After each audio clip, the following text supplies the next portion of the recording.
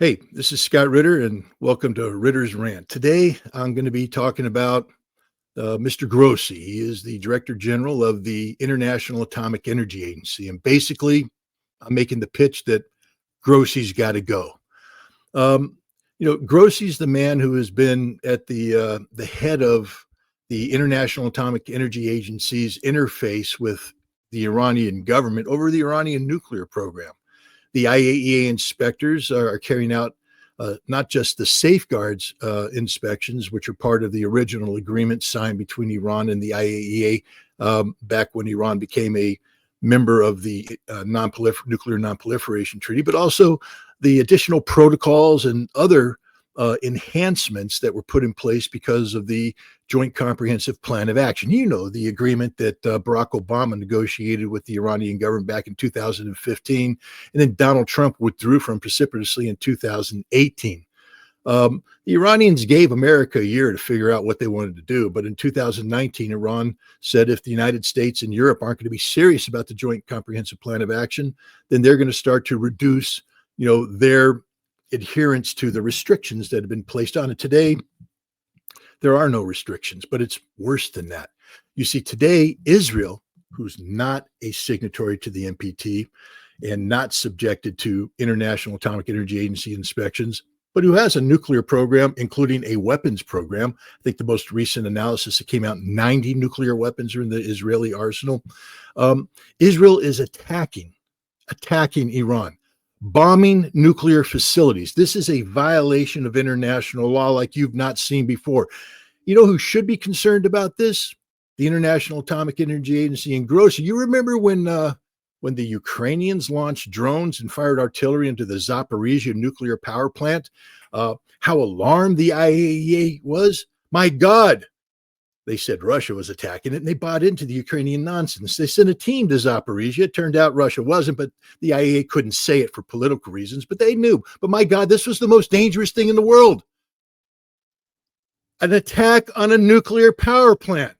The world was ready to intervene. Grossi was talking about international forces coming in and securing the facility, because to attack a nuclear facility is a gross injustice, putting the entire world at risk.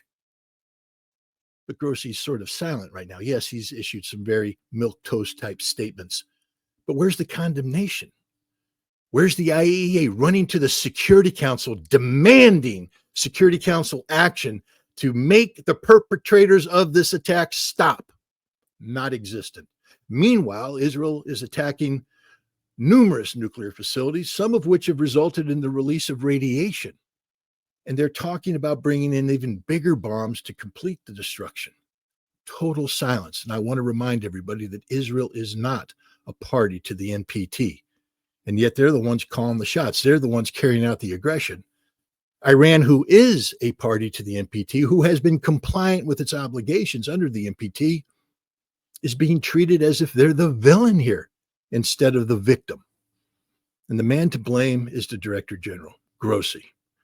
He has been a party to this conflict in more ways than one.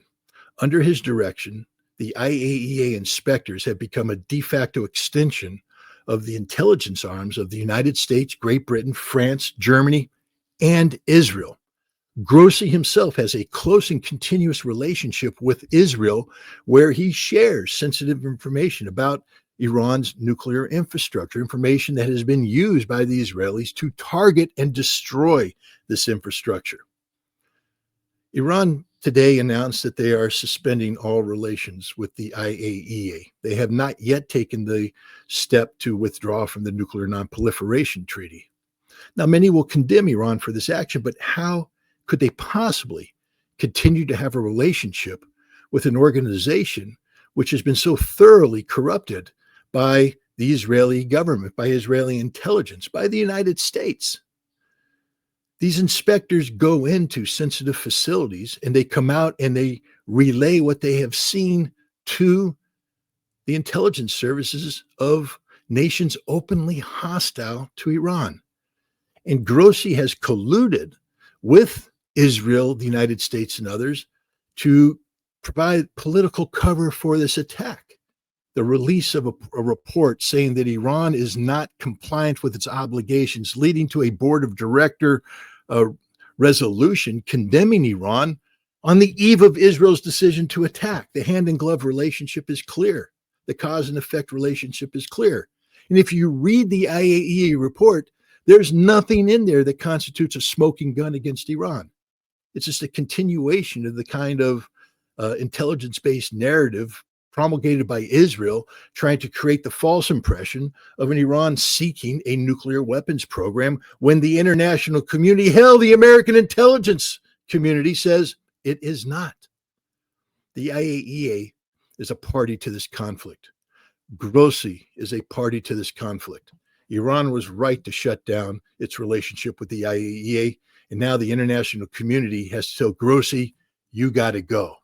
If there are going to be IAEA inspectors back to work in Iran, then the relationship between Iran and the IAEA must be reconfigured. And one of the key aspects of this reconfiguration is that the IAEA must cease forever all connectivity with Israel, until which time Israel becomes a party to the Nuclear Non-Proliferation Treaty and opens up its facilities to inspections and its nuclear weapons program to destruction.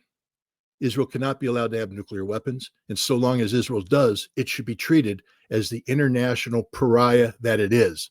But there's silence in the IAEA about Israel. At the same time, they are colluding with Israel to attack Iran. If you want to save the Nuclear Non-Proliferation Treaty, then you have to reconfigure the relationship between the IAEA and Iran, and Israel cannot be a part of this. Israel is the bad guy, not Iran. Israel's got to go, not Iran. And Grossi's got to go. That's my rant. I'll see you on the next one.